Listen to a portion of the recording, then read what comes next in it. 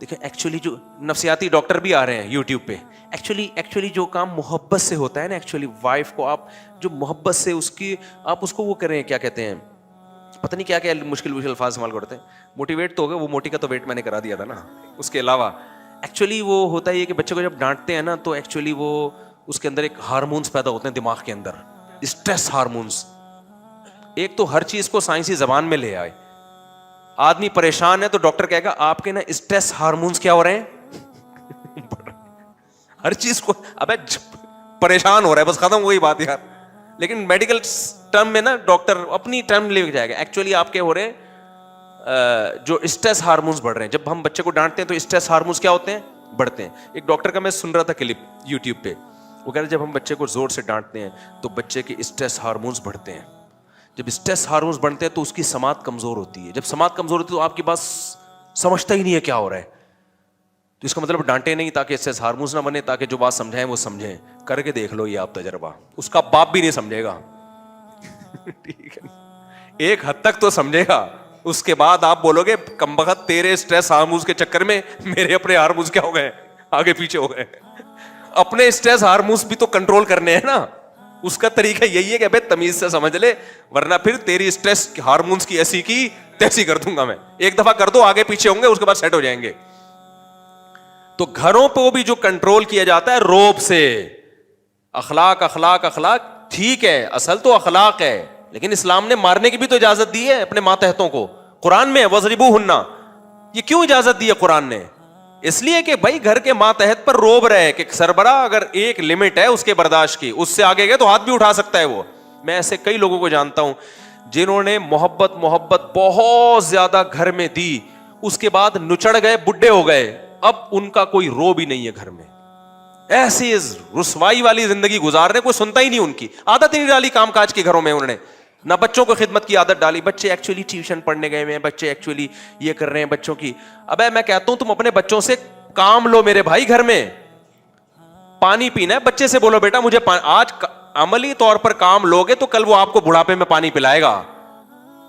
माँ बाप इतनी रिस्पेक्ट दे रहे हैं बच्चों को। एक्चुअली बच्चों का होमवर्क है, एक्चुअली कल ये है, अभी हमने काम नहीं लेना, एक्चुअली मना भी किया है। बच्चे स्ट्रेस में आ जाता है, टेंशन में आ जाता है। अगर 5 किलो की बोरी आटे की खुद दुकान से लेकर आएगा। मेरे जिस घर में बेटे हैं ना, मैंने वहां मुलाजिम हटा दिया है। यानी मेरे जो खादिम है ना, जो घरों के सौदे लेकर आता है, पहले तो मैं खुद लेकर आता था, ला नहीं सकता, तो खादिम है ना जो घरों के सौदे, जिस घर में मेरे बेटे हैं, मैंने कहा खादिम वादिम नहीं आएगा, आलू प्याज टमाटर ये बच्चे लेकर आएंगे। ऐसी की तैसी, कल इम्तिहान है, नहीं है, ऐसी की। इतना थोड़ी बच्चों को अपना बाप बना लो। नतीजा क्या निकलेगा? अगर आपने इनको अभी से इतनी रिस्पेक्ट देना शुरू कर दी, रिजल्ट में ये नहीं होगा कि आपको बहुत रिस्पेक्ट देंगे, ये अपाहज बन जाएंगे, आपके किसी काम के नहीं रहेंगे, ये मम्मी डैडी बन जाएंगे। तो अभी जैसे जैसे मेरे बच्चे लड़के जिस घर में, एक घर में मेरे लड़के हैं, घर में बच्चियां, जहां बच्चियां हैं तो वहां तो ठीक है, एक घर में बेटे हैं तो वहां मैंने ये भी 2-3 शादियों में फायदा होता है। रिपोर्ट है भाई, ये रिपोर्ट तो पेश करने में कोई हर्ज नहीं है ना, मैं तरगीब नहीं दे रहा, रिपोर्टें पेश कर रहा हूं। तो अब उसमें मैं वहां कर नहीं भाई, आलू प्याज टमाटर दही ये सब, ये लौंडे लपाड़े जो घर में है ना, अभी छोटे हैं बड़े नहीं है, लेकिन अभी से इनको आदत डालो। वहां कोई काम बाहर से कोई नहीं बंदा आएगा जी आलू प्याज लेकर आ रहे थे, ये सारा यही करेंगे। वहां जाके घर में मैं ऐसा करता हूँ, पानी पीना होता है, बेटा जरा पानी लेकर आओ। आप मुझे समझेंगे ये कोई थानेदार घर में आ गया है, हालांकि मेरा दिल कर रहा होता है खुद ही उठ के पी लूं, लेकिन मैं उनसे बोलता हूं तुम पानी पिलाओ। तुम पाँव दबाता हूं बच्चों से, बेटों से, बेटियों से नहीं दबाता, बेटों से पाँव दबाता हूं, 10 मिनट पाँव दबाओ मेरे।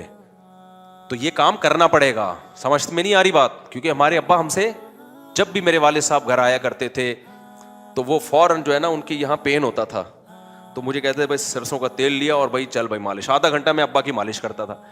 जब रोज घर आते ड्यूटी से मुझे कहते थे चलो भाई 20-25 मिनट में अब वालिद साहब की टांगों पे वॉक करता था, सही है ना, दबाता था टांगे। उन्होंने हमसे काम लिया तो यार हमें तो फिर उनके जाने के बाद ये चीजें याद आ रही, यार अब हमारा तो दिल कर रहा है कोई हमें खिदमत के लिए बुजुर्ग मिले जिसके हम पाँव दबाएं। आदत डाल दी ना, अगर अब्बा आदत ना डालते तो ये चीजें समझाने से नहीं होती, करवाने से होती हैं। समझ में आ रही है बात कि नहीं आ रही बात?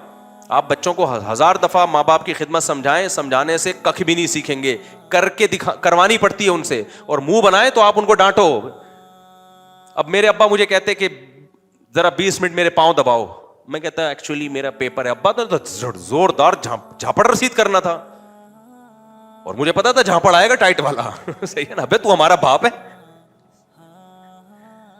तो आज इतना छुई मुई, फिर बाज दफा बाप बच्चे पे सख्ती करता है, माएं रुकावट डालना शुरू कर देती हैं। एक्चुअली देखें आप यूं ही एक्चुअली को छोड़ो भाई, तू जालिम बन के ये नहीं कि चंगेज खान की तरह हर वक्त उनको रिमोट कंट्रोल की तरह नचाया हुआ है, ये तो गलत हो जाएगा। थोड़ा बहुत आदत डालो उनको, बच्चों पे जिम्मेदारियां डालो अभी से। आपको पता है गरीब के बच्चे बाज दफा करोड़पति बन जाते हैं, घर में खाने को रोटी नहीं होती, जिम्मेदारियां पड़ती हैं। मैंने ऐसे बहुत गरीब घर देखे हैं, बच्चे बड़े करोड़पति बन गए, कह रहे हैं यार कुछ था ही नहीं तो धक्के खा खा के हमने इतना कुछ सीख लिया। मालदारों के बच्चे किसी काम के नहीं।